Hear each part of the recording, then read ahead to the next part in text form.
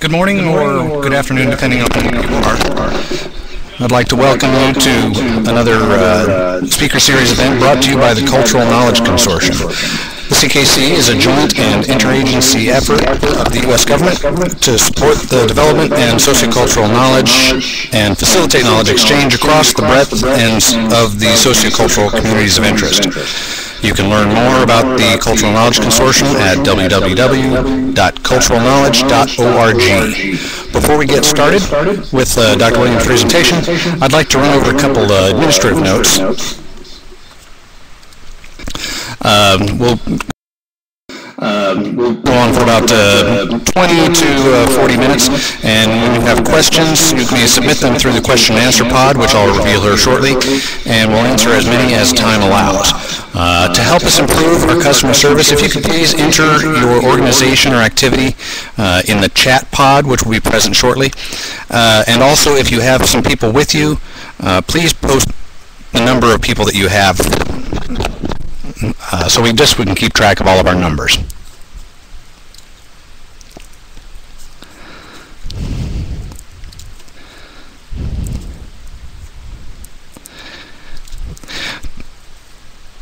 Today's presentation will be by Dr. Paul Williams, and he'll be discussing several of the arguments advanced in his book, War and Conflict in Africa.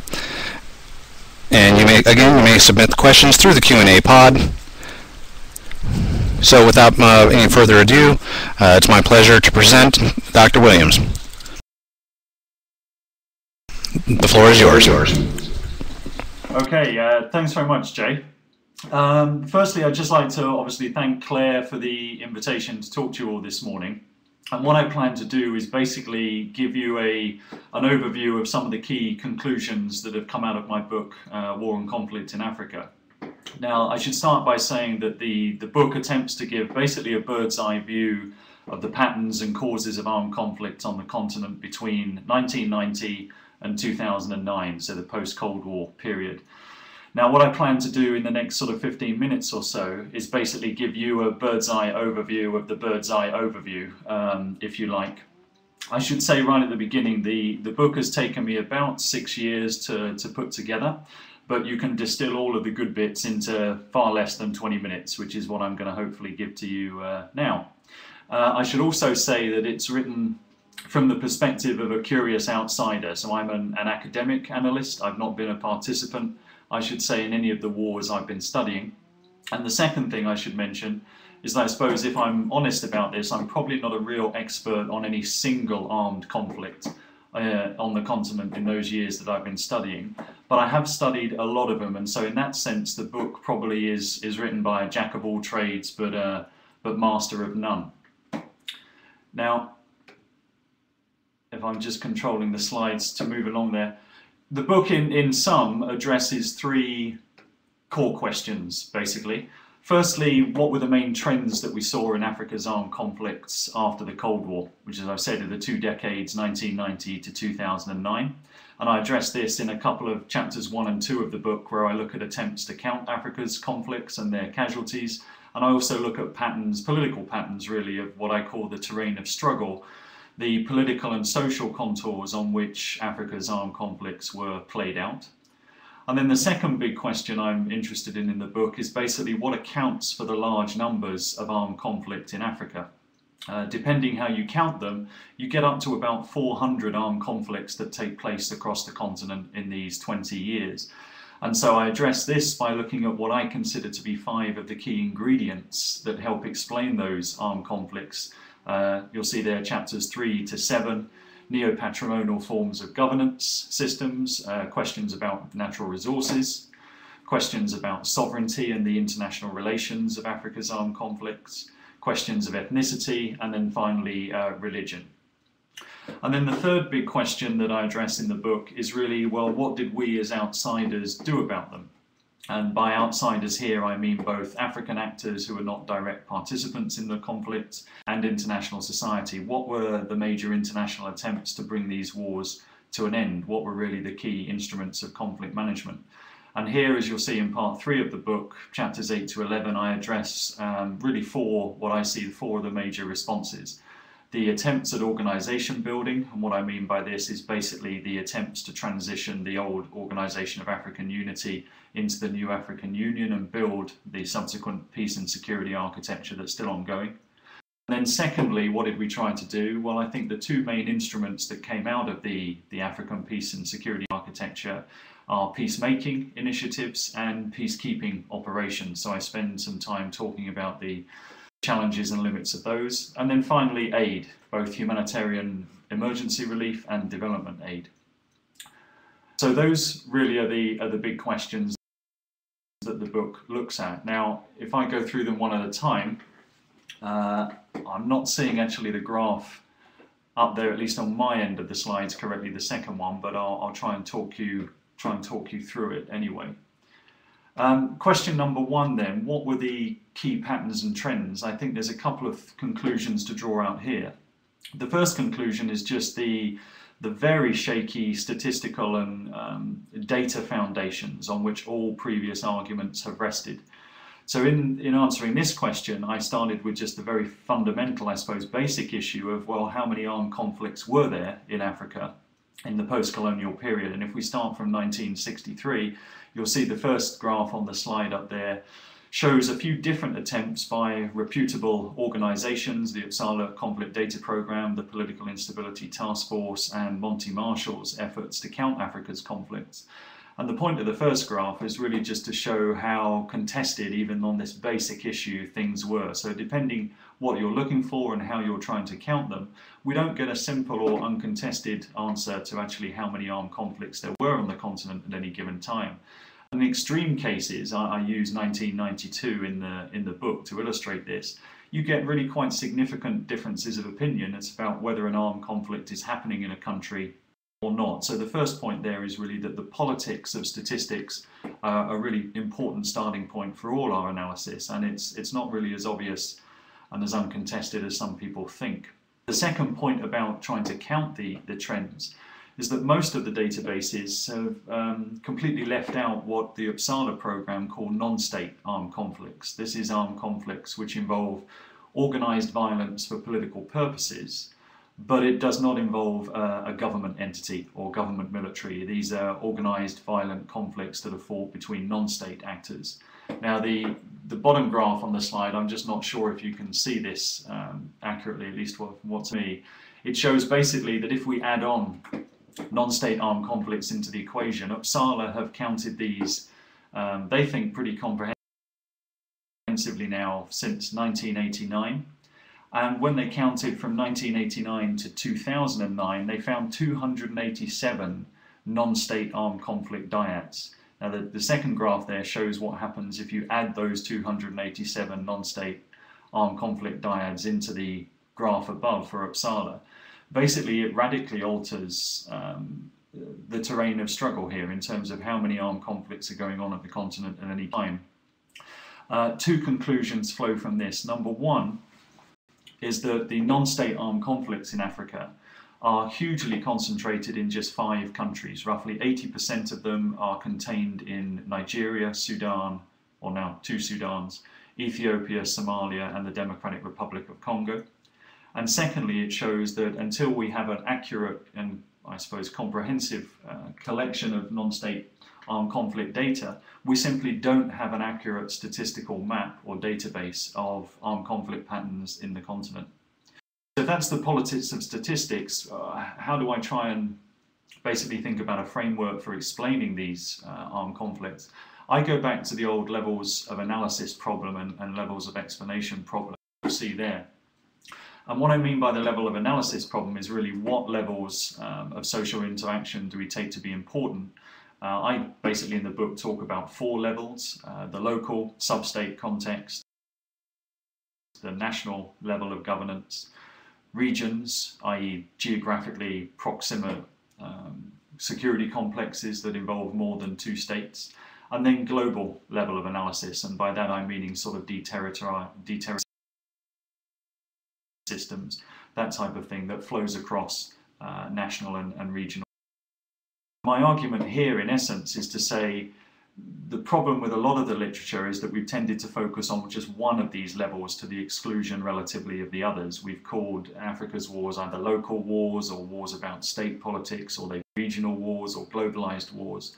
My argument in the book is that most of them are all of the above simultaneously, although they vary according to different degrees. But most conflicts have a local dimension and local patterns and sub-state drivers.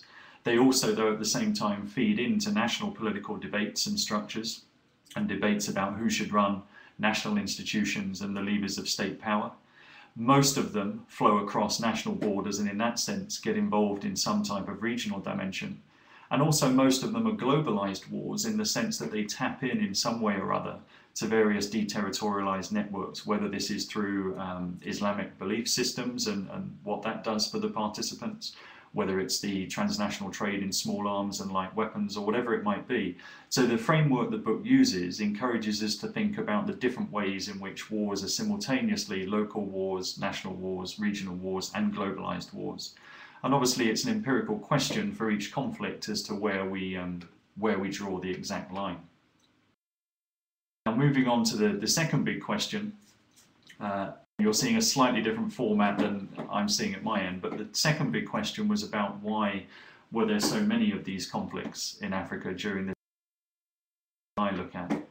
And in brief, my argument is that we need to get away from the sort of what I call the big ideas approach to thinking about Africa's armed conflict.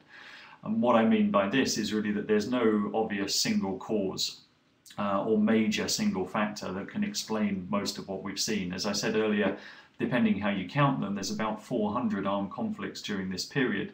Now the major candidates, whether this is the colonial legacy and its problems sparking up again, whether it's Africa's post-colonial elites that are the problem, whether it's ethnic identities that are the problem, or whether it's greedy warlords, I encourage us to move away from this idea of thinking about relatively big single causes.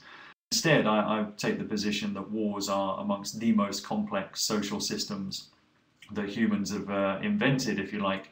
So we need to get away from single causes and think instead about how the multiple types of ingredients work together to produce the types of wars and armed conflicts we see. To help move this argument along, I don't know if it works well or not, but I try and use a sort of culinary metaphor and think about the causes of wars as recipes, basically. And the more I tend to think about it, the more I think there are quite a lot of useful similarities between thinking about how recipes and dishes get made and how wars and armed conflicts get started and put together. And with that line of thinking, I suppose the meat of the book in part 2 is really to think about, well, okay, what were the key ingredients that help explain the patterns of armed conflict we see in Africa across these 2 decades. So I took the 5, what I would say have been most commonly debated ingredients across that 20 years. The first one was to do with governance systems, and what I call in the academic literature in African studies refers to as neo-patrimonial systems of governments. All we mean by that are neo-patrimonial systems are hybrid systems of government, in as much as they include both the sort of formal trappings of legislative democracy, some system of sort of, whether it's parliamentary law, but it's mixed crucially with a whole range of informal forms of governance systems. Secondly, they're inherently uncertain, in as much as neo-patrimonial regimes, it's never always clear what's going to win out in the struggle. The formal legal and political rules of how institutions should work, or the more informal rules of political power based on patronage.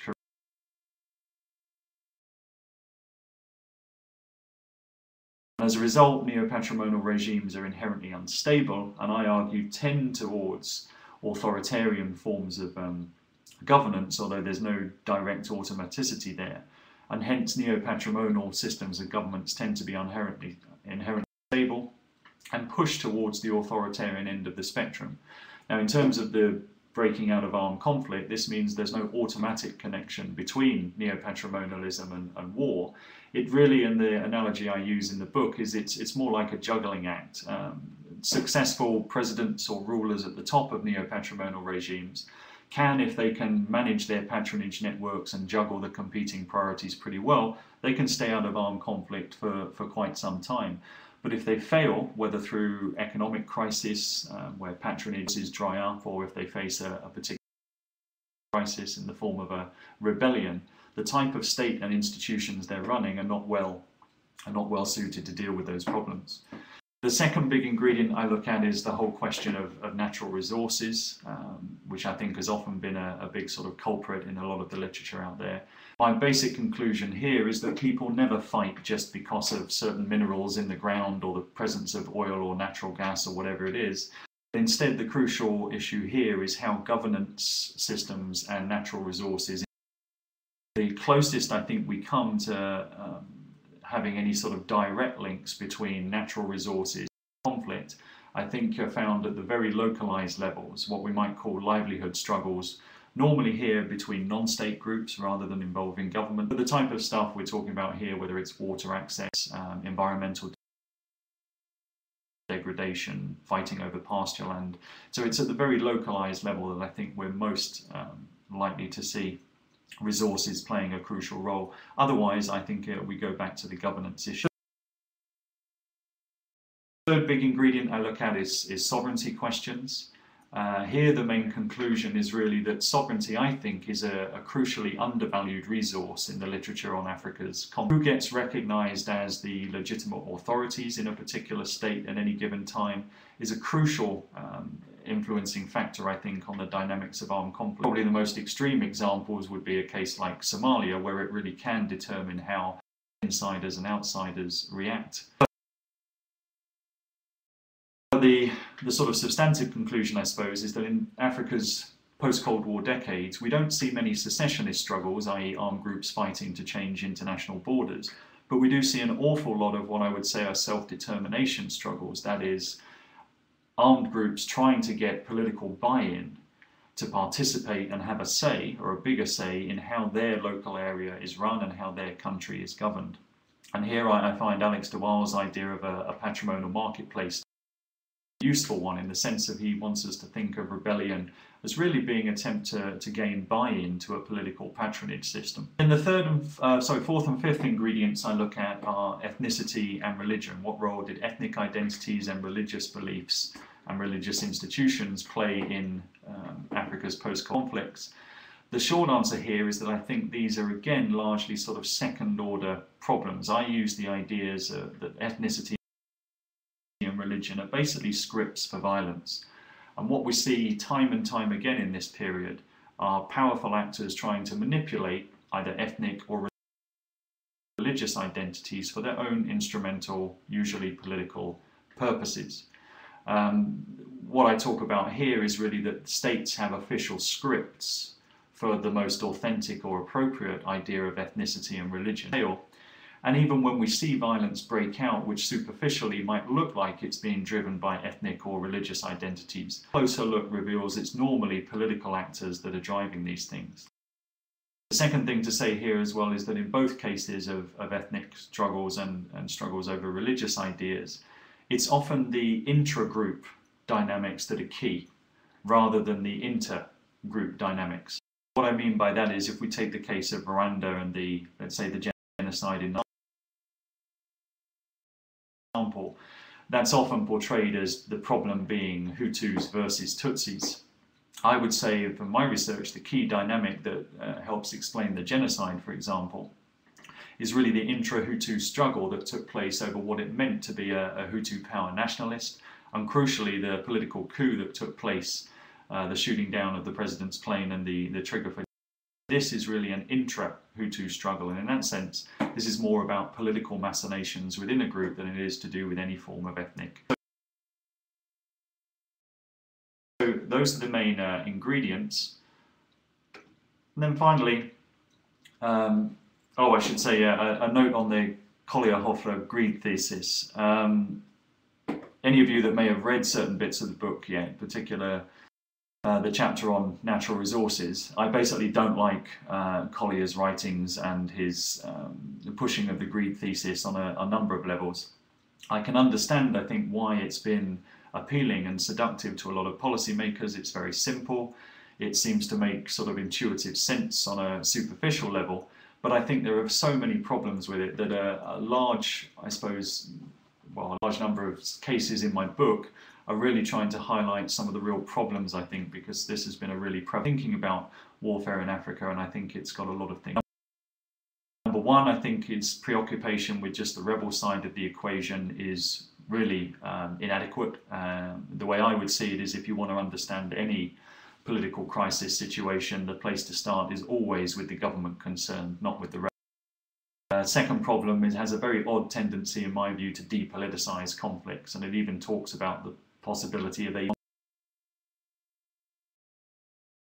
nonsense. It's also completely silent on one of the most important resources, I think, in Africa, and as I've already mentioned, that's sovereignty and the struggles for international recognition, financial and other resources that can flow from. Completely silent as well on the transnational links which actually allow the political economy of wars to function. Crucially, the transnational corporations that have their roots in a lot of the Western world when it comes to the various markets for the conflict commodities. I think it's also problematic in that it has a very simplistic, static, and I would say deeply cynical understanding of the motives behind armed groups. In my research, it's not all about greedy criminal motives, but actually a lot more to do with political grievances. That's related to a sixth point, its reliance on inappropriate proxies, particularly in the quantitative form of this thesis. Colliers, obviously being an economist, it comes regularly in a quantitative form. The main one to my mind here, which will make the point, is that lack of access to education for Colliers is taken as a proxy for greed, and yet I can't think of a more reasonable proxy for political grievance than a lack of education. And finally, as I mentioned before, I think it has a very confusing way of talking about natural resources. Now, the third question and final question I address in the book is, how did we as outsiders respond to these conflicts? And as I mentioned, I see broadly, or I discuss broadly, four major international responses. First is what I call organisation building. This is really the attempt that particularly is sort of catalysed after the Rwandan genocide in 1994, the debates within African Society of States and elsewhere to build some sort of new revamped peace and security architecture. Obviously since 2002, with the creation of the African Union, and then in years subsequently, the creation of the AU's Peace and Security Council, the African Standby Force, attempts to build a continental early warning system, attempts to find an appropriate relationship between the African Union and sub-regional economic communities, and to build all the different instruments of mediation and the like. This is a focus of one of my chapters. My overall conclusion, as you'll see there on the slide, is that number one, this is obviously delayed, it's still work in progress, we've not met our own self-imposed timetable. But more importantly, we're basically building a lot of instruments of conflict management.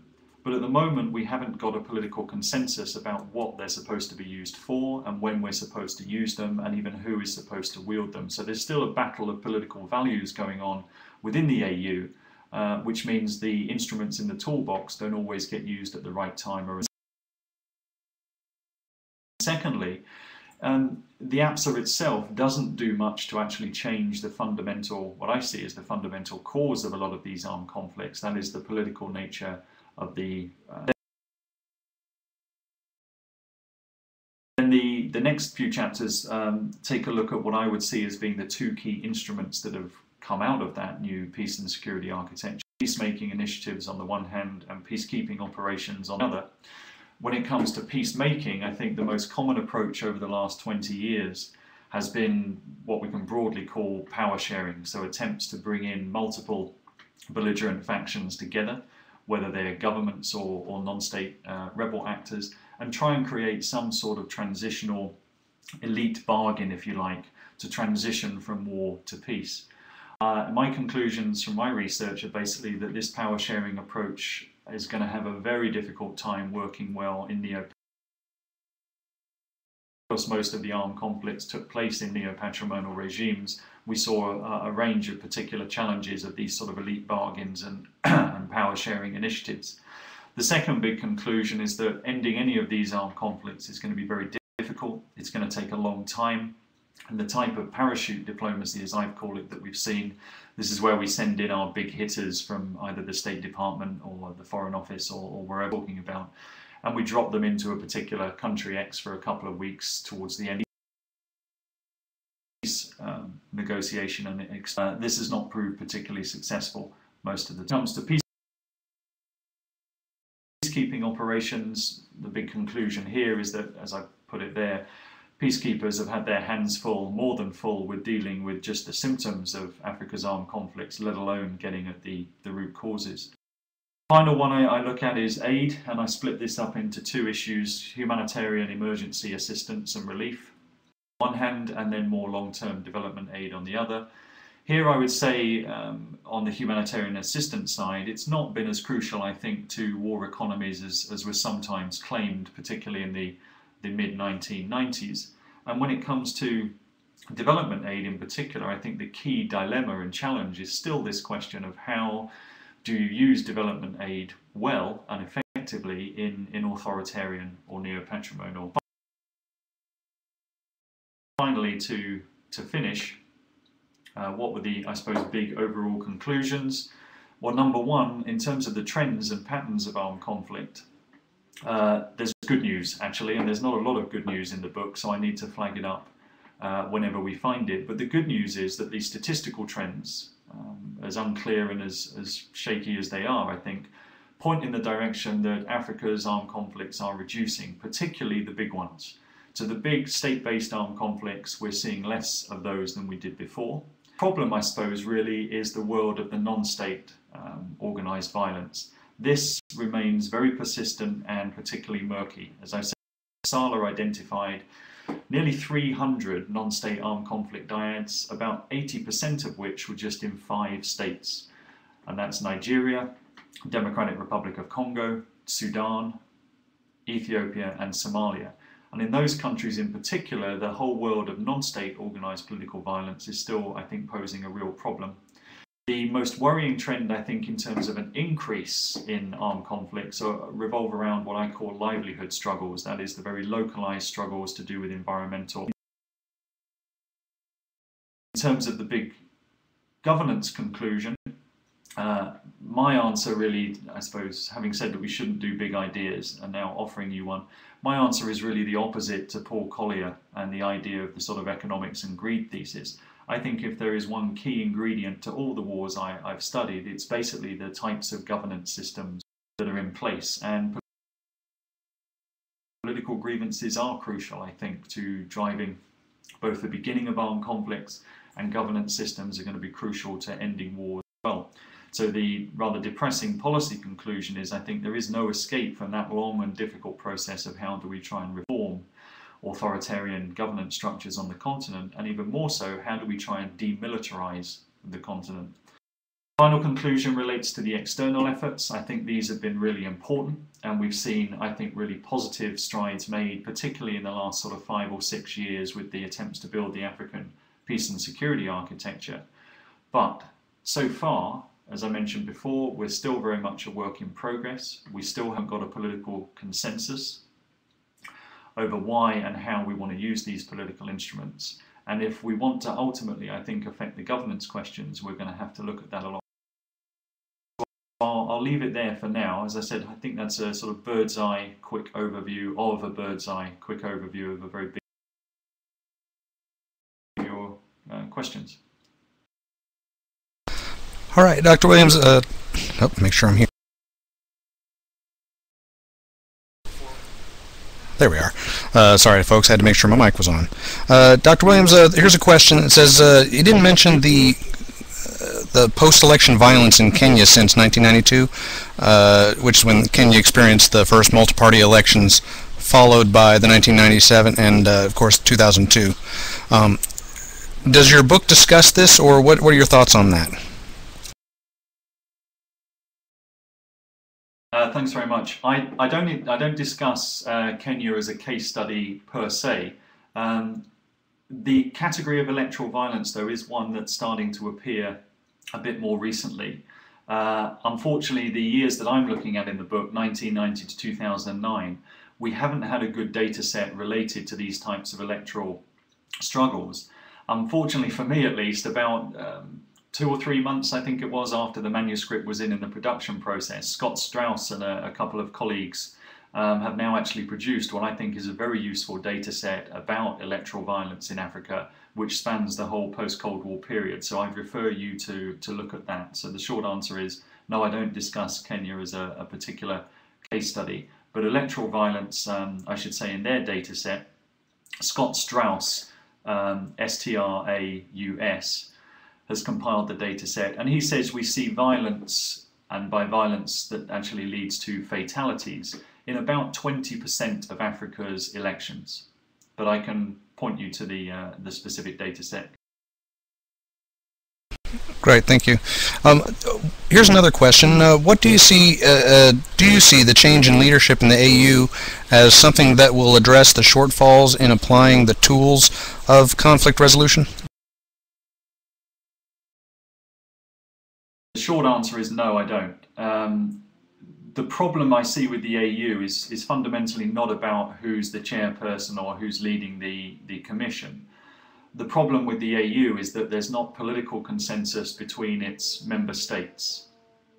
And what I mean by that is really political consensus on the key questions of governance issues. Now, of course, we've seen various types of conventions where a variety of African states have said, on paper at least, we should be supporting democratic forms of governance, and we see a connection between democratic governance and armed conflict. But in practice, we've seen debates within both the Assembly itself in the summits each year, and particularly within the Peace and Security Council, on how you actually apply these broad political principles, whether it's African solutions to African problems or an idea of non-indifference. What that means in a particular case at a particular time is dramatically contested. And if you think of how the Peace and Security Council makes its decisions, i.e. reaching consensus among 15 members, and then if you think, just going back a few years ago, who were some of the members on the Peace and Security Council? Well, they were Gaddafi's Libya, they were Mugabe's Zimbabwe, they were Gbagbo's Cote d'Ivoire, they were Debby's Chad, they were Nguema's Equatorial Guinea. And when you think if those 5 states are a third of your Peace and Security Council members, and they are taking the key decisions on Africa's conflict management policies, then it becomes, I think, pretty quick to sort of conclude that, well, it doesn't really matter so much who's in charge of the Commission, although I admit it does on some level, but it's more about the politics between member states that's going to count.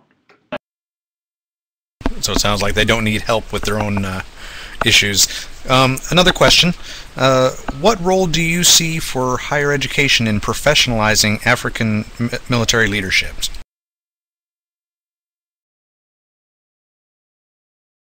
Yeah, that's a really good and important question.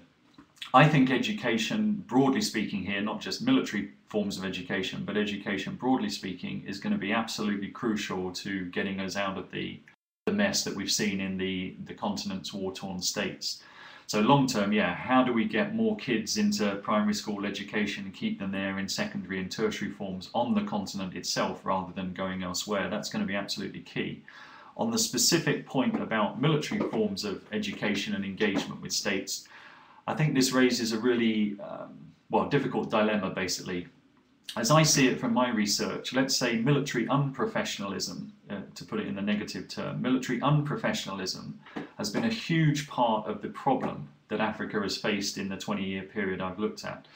And what this means, I think, is that military professionalism and how do we actually create more professional security sectors on the continent is going to be a very important part of the solution. But I think why I call it a dilemma here is we have to think very carefully about the political context in which we're engaging in defense diplomacy or security sector reform. And what I mean by that is we need to be very careful about the civil-military relations and the political context in which these are. I do think we need to push for security sector reform efforts, but if they're not taking place alongside and with attempts at political reform and high-level political attempts to reform the governance structures that we're talking about in a particular country, we're in the danger of basically training up some more efficient instruments of violence, but these instruments of violence may sometimes be turned on political opponents of the regime or domestic citizens. And I think we see these dangers in America's relationships with some of its key allies at the moment. The two that I would say are probably most in the news most recently are the UPDF in Uganda and the Ethiopian National Defence Force. These are armed forces that are obviously crucial players in the front lines of the war on terror in the Horn and in dealing with various types of armed conflict issues. But we know that both of the regimes concerned are quite likely to use their military forces on segments of their civilian or political opponents that they don't like. So that's, I think, the real dilemma in how to address the security sector reform issue. We need to figure out how to do that. Dr. Williams, you touched on the security sector. A related question, what are your thoughts on security sector reform that the U.S. government engages in, particularly providing the neo-patrimonial regimes like South Sudan with military training, weapons, etc.? Yeah, again, good question. There's no formulaic answer to that. I wouldn't want to draw a blanket conclusion about what's good and what's bad across the board. We're going to have to judge each case on its merits. And the merits revolve around a few key issues, I think, here. Number one is, do we think the political regime and the regime elites in question, do we think they're serious about wanting to reform their security sector? They're not serious about either demobilization and professionalizing their. And I think we've got to think very carefully about whether this is something we want. Second key issue to think about is how locals, I mean here local civilians, think about our efforts to train the military. One of the big conclusions that has stood out to me over studying this 20-year period is how often many Africans are basically scared and frightened of people in military uniforms. And so if we as outsiders are seen as basically strengthening military institutions, which have been a major part of local people's security problems over the years, that's a very delicate and sensitive area that we're going to start treading in. And then I suppose the third big issue would be actually how we go about doing this, and I suppose the timing of this, particularly if a country is still basically in wartime. And now I think here this would be a good example of the Sudan's case.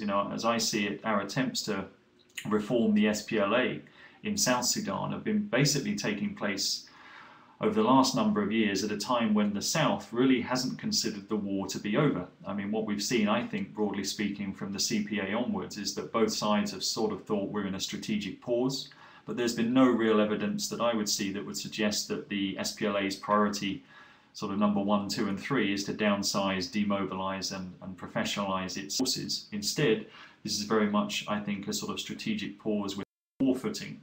And in that context, trying to do what we understand as security sector reform is going to be very difficult.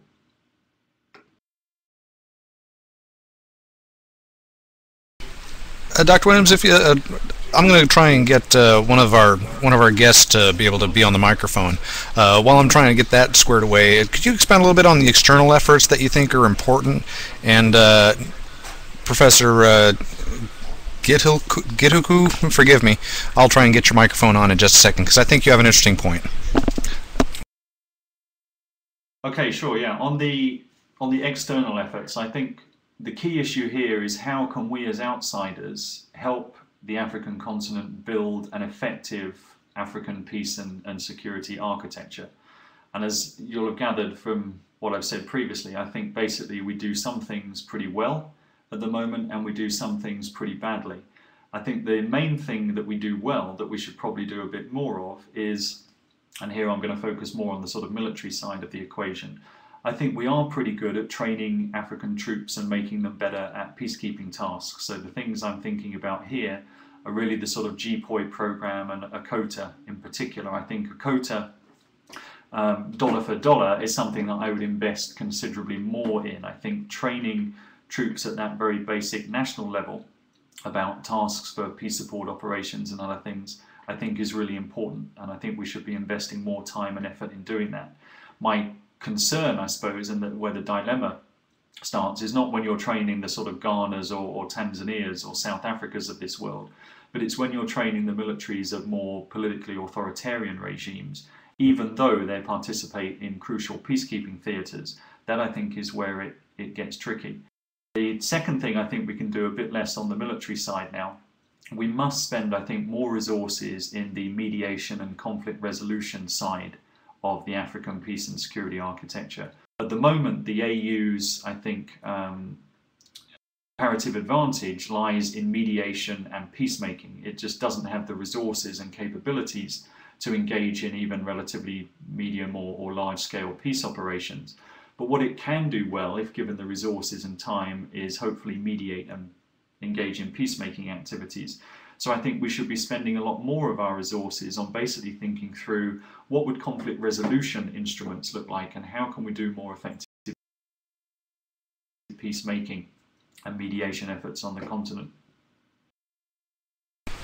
Great. Okay, let's try this.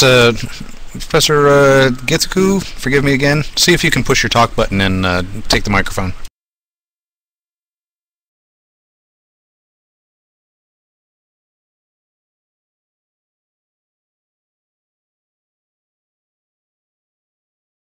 We may still be having some technical difficulty. Let me grab a question that is submitted here. Stand by.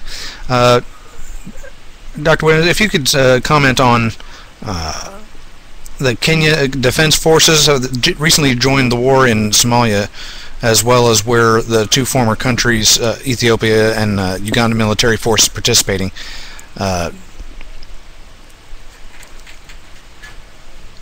Since the KDF joined early this year, the Al-Shabaab has been on the retreat and the war should be concluded by the end of August. Do you have any comments on that, sir?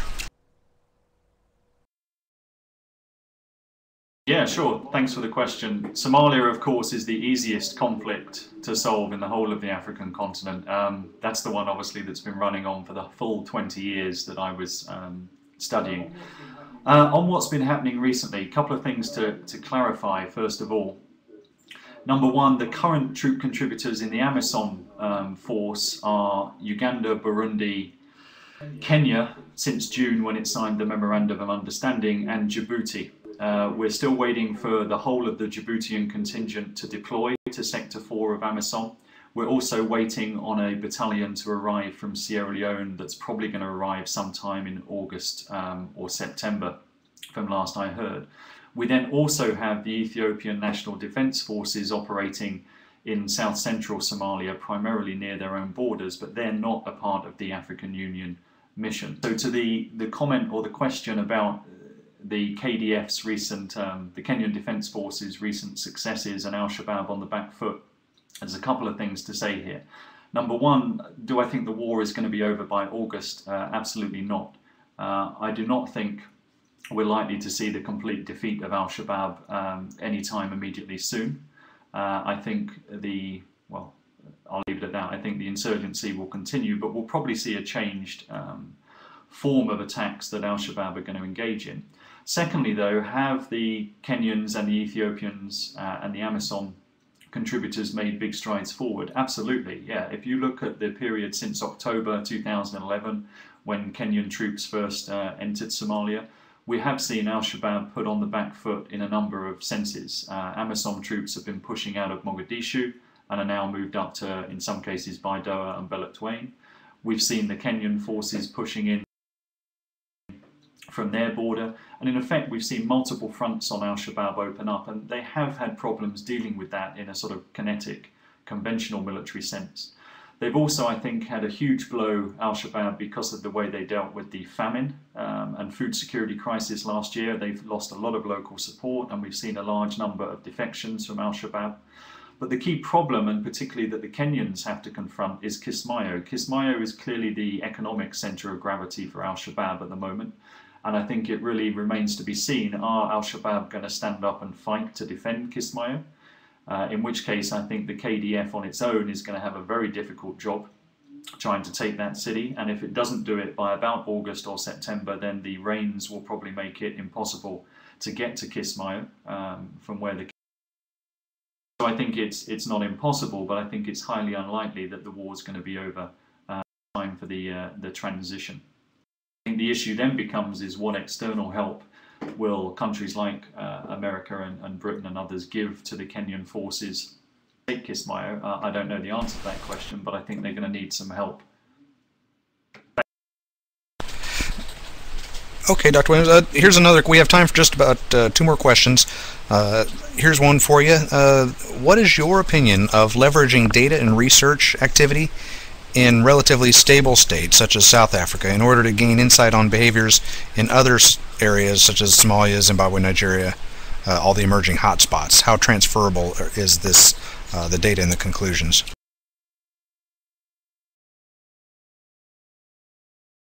Never ask an academic about their data and conclusions, but the short answer is, as I tried to show in chapter 1, the sort of politics of statistics, our data about Africa's conflict zones is truly awful. I'll stress that again, it's truly awful. We're building our theoretical models and we're building our general explanations with basically feet of clay at the foundations. Our statistical understanding of what's been going on in the continent for the last 20 years is dire. It's pretty bad, even in stable countries like, well, it is stable now, countries like South Africa and the like. By definition, it's truly awful in precisely the places that we want to know most about, i.e. in the eye of the conflict storm, our ability to gather accurate data is really very difficult. What we see instead is a whole lot of propaganda floating around, and the old truth is the first casualty of armed conflict really is true here. So I would love to see more effort and resources being put in to actually try and make our data sets a bit better and more comprehensive. As I said right near the beginning of the talk, we don't even have a data set, to my knowledge at the moment, that tells us the number of armed conflicts in Africa in any given year since 1963. The Uppsala conflict data program is the closest that's actually got to gathering that stuff, but its non-state dimensions only go back to 1999. On the question about transferability, I think we've got to be very careful there, really. It's difficult for anyone to gather data in these. Okay, and sorry about that. Hello. What are your predictions for Boko Haram and the Mali insurgents as they attempt to overtake countries and/or operate in their own governed spaces? I have no idea, is the honest answer.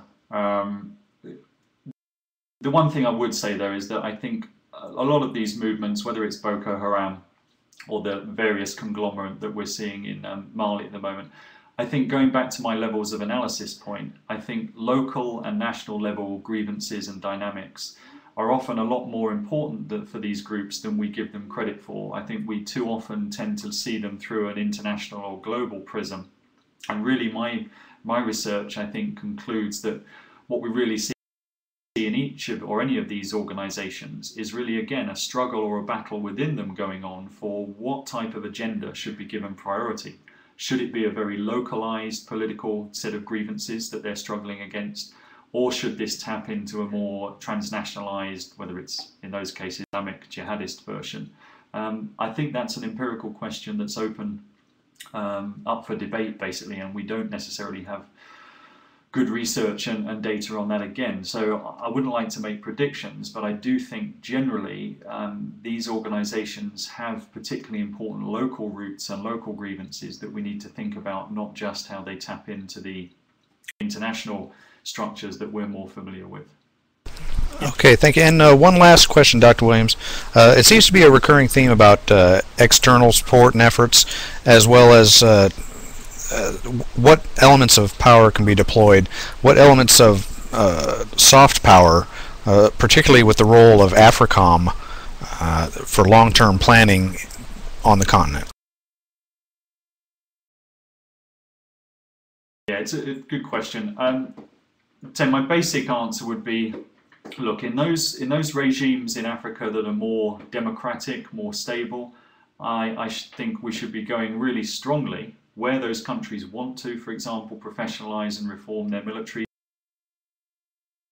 when they want to get more of their soldiers and police involved in peacekeeping operations. We should really be helping these guys as much as we can. So in the, as I said, the Ghanas, the Tanzanias, the Senegals, the South Africas, I think we should be really putting a lot more resources into programs like a quota and other training packages so that we can really help them to do that. Where I get more wary is, as I said, in the category of regimes that are much more authoritarian, and where a military uniform is looked at with a large degree of, well, fear or skepticism at best. And it's in countries like that, which unfortunately I think at the moment happen to be some of our key peacekeeping partners. So the Ethiopians obviously playing the key role in the Abyei, UN temporary force in the Abyei region, the Ugandans playing the leading role in AMISOM. We know by the political nature of these regimes, it's quite likely that their militaries that we're helping to train and supply are going to be engaged in all types of abuses. We've seen it over previous years, and I'm not sure that there's clear evidence that it's going to stop. So I think that's the dilemma for AFRICOM. It's where to engage consistently, and it has to come with, if you want to engage, I think, with the more authoritarian regimes, it has to come alongside high-level political engagement to encourage political and civil military reform at the very top level in these states. Otherwise, I think we open ourselves up to some quite difficult political dilemmas. All right, well, thank you, Dr. Williams, and that's going to conclude this session of the Cultural Knowledge Consortium Speaker Series. If you have additional questions or would like to contact the speaker, please use the email below, and that's speakers@culturalknowledge.org.